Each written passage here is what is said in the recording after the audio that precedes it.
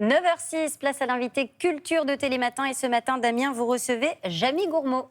Oui Maude, qu'as-tu appris aujourd'hui? C'est la question que la maman de notre invité lui posait quand il rentrait de l'école. Et depuis cette période, eh bien, il veille à ce qu'on se cultive à son contact. Bonjour Jamie. Bonjour Damien. Bienvenue Bonjour, à Télématin en direct. Bien sûr, votre actualité, c'est la réédition enrichie de votre almanach. Ça s'appelle 366 jours avec Jamie.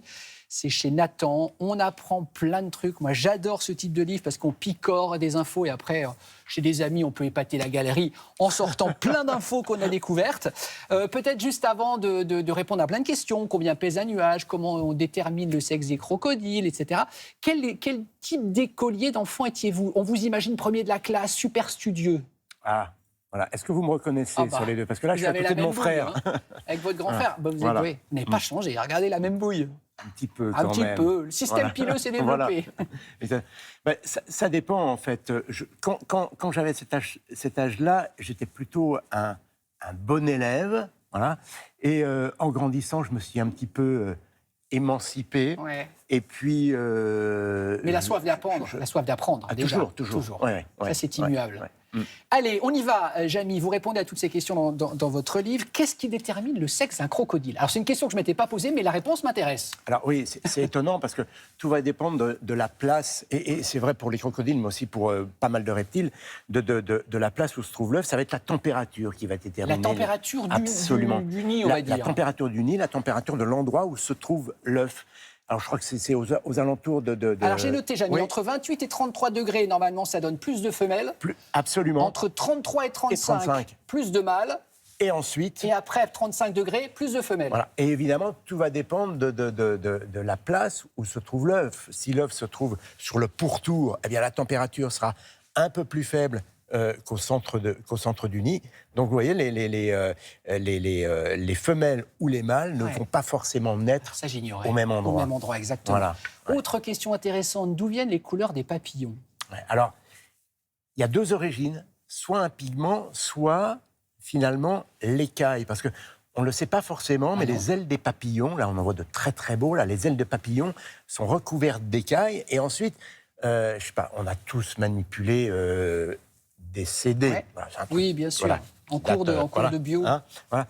On a manipulé des CD, on voit que ça change de couleur. Eh ben, c'est un petit peu la même chose en fait. Donc ce serait le reflet de la lumière qui vient frapper les écailles. L'irisation est en fonction de l'orientation de l'écaille. C'est pour cette raison que parfois, eh bien, on voit les couleurs des ailes de papillon varier, voilà, en fonction de l'orientation de l'aile par rapport à la lumière. On va regarder dans le ciel, Jamie. Combien pèse un nuage? C'est vrai que c'est une bonne question, ça. Eh oui, on se dit un nuage. Bah oui, c'est tout léger. Ça flotte. Eh oui.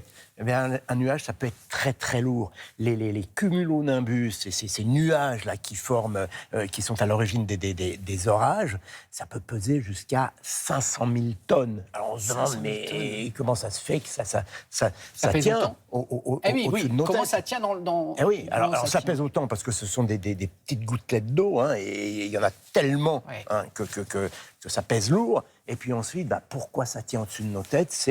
C'est la poussée d'Archimède, c'est-à-dire que ces gouttelettes d'eau, même rassemblées, eh bien, sont moins lourdes que l'air qui les environne, que l'air dont elles ont pris la place. D'accord, Voilà. c'est l'explication. Et donc ça flotte comme un bateau flotte sur l'eau. J'étais persuadé, à tort, qu'on appelait les soldats de la Première Guerre mondiale les poilus parce qu'ils ne se rasaient pas. Et non. Et c'est pas ça du tout. Et non. C'est parce que au XIXe siècle, il y avait une expression avoir du poil au cœur. Voilà, du poil au cœur, du poil aux yeux. Aux yeux. Et ça, on disait cela des personnes qui avaient beaucoup de bravoure, beaucoup de courage. C'est ça. Voilà. Et donc les soldats qui étaient dans les tranchées, en fait c'est l'arrière qui s'est emparé de cette expression pour désigner ces soldats qui avaient beaucoup de courage. Et en plus, on associe ça souvent à la barbe. Pas du tout, parce que il faut imaginer, on a tous vu des images de ces soldats pendant la Grande Guerre avec des masques à gaz. Oui. Si vous avez une barbe, le masque ne vous protège pas. Bien sûr, il faut que ce soit bien hermétique. Voilà. Donc ça ne peut pas être une expression liée à la barbe des poilus, c'est bien parce qu'ils avaient du courage. Nos téléspectateurs, en ce week-end ensoleillé, vont peut-être prendre le train. Pourquoi les trains? Alors les trains, roulent-ils à droite ou à gauche? Ça, c'est une bonne question. Il roule, alors normalement, il roule à gauche. Ah, il roule à gauche. Alors, c'est contre-intuitif parce que c'est vrai que quand on est en voiture, nous, on roule à droite. Voilà. Ouais. Le train, lui, roule à gauche. En fait, c'est un emprunt aux Anglais. Ce sont les Anglais qui ont été les premiers à développer ce mode de transport. Et quand le train a franchi la Manche... Donc, au 19e siècle, quand il arrive en France... Eh ben, on a fait comme les Anglais. Et donc, on a fait un copier-coller voilà, sur les Anglais. Exactement. Et on a fait des voies où le train circulait à gauche. Alors, Sauf, il y a des absolument. gens dans la télé qui vont dire Ouais. ben, nous, on est dans l'Est de la France et les nôtres, ils roulent à droite. Eh oui, mais ça date de 1871, lorsque l'Allemagne a envahi la France, enfin une partie de la Le France Reich a annexé une partie de la France. A annexé donc l'Alsace. Et à ce moment-là, eh bien, les trains se sont mis dans cette région à rouler à droite. À droite. Alors, ce qui est intéressant, c'est qu'on peut se demander, mais pourquoi ont-ils fait ça?